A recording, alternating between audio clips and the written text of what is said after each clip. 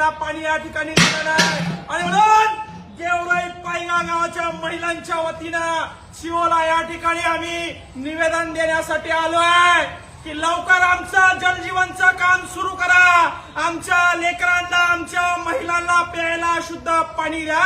हे फक्त निवेदन आहे, तुम्हाला हात जोडून विनंती आहे। सरपंच होऊन 2-2.5 वर्ष झाले, शब्दपूर्ती केली नाही। त्याचं कारण असं आहे, ठेकेदारानं काम कंप्लीट केलं नाही। ठेकेदाराची अवकात नव्हती काम कंप्लीट करायची, तर काम घेतलं कशाला? शासन बजेट देत नाही म्हणताय, मुख्यमंत्री लाडक्या बहिणीला डोक्यावर पाणी आणायला लावतोय। आणि म्हणून महिलांच्या वतीनं एक विनंती घेऊन विकास मीना जे सीओ आहे जिल्हा परिषदचे IAS अधिकारी, त्यांना विनंती करण्यासाठी आलो आहे की पूर्ण महाराष्ट्राची वस्तुस्थिती जी आहे, पूर्ण संभाजीनगर जिल्ह्याची वस्तुस्थिती आहे, पूर्ण फुलंब्री तालुक्याची वस्तुस्थिती आहे, मला त्याच्याशी काही घ्यायचं नाही। माझ्या गावात महिलांच्या माध्यमातून सीओ विकास मीना आहे, त्यांच्यापर्यंत माझ्या गावातील महिलांचा कांत पोहोचावा।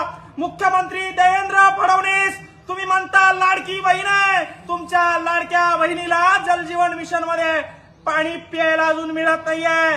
4-4 वर्ष झाले, अधिकारी लक्ष देईना, टक्केवारी घेतली का काय असं वाटायला लागले। माझ्या गावातल्या मला महिला विचारता, तर भाऊ तुला सरपंच केलं, तू आम्हाला प्यायला पाणी का अजून दिलं नाही?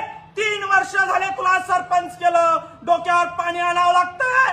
डोक्यावरचं खांद्यावर आणलं होतं, पण 3 वर्ष झाले जलजीवन मिशनचं काम चालू आहे, अजून काम पूर्ण झालं नाही। यांच्या सीओनच्या, डिप्टी सीओनच्या, वाघमारेंच्या आणि जे काही डेप्टी इंजिनियर आहे त्यांच्या ताटाखाली काहीतरी वडगणं लावले असतील, म्हणून हे कामं थांबलेले असतील। आणि ही वस्तुस्थिती पूर्ण महाराष्ट्रात आहे। आणि म्हणून शिवला विनंती आहे, हे इस्टिमेट आहे जलजीवन मिशनचं, 1,80,00,000 इस्टिमेट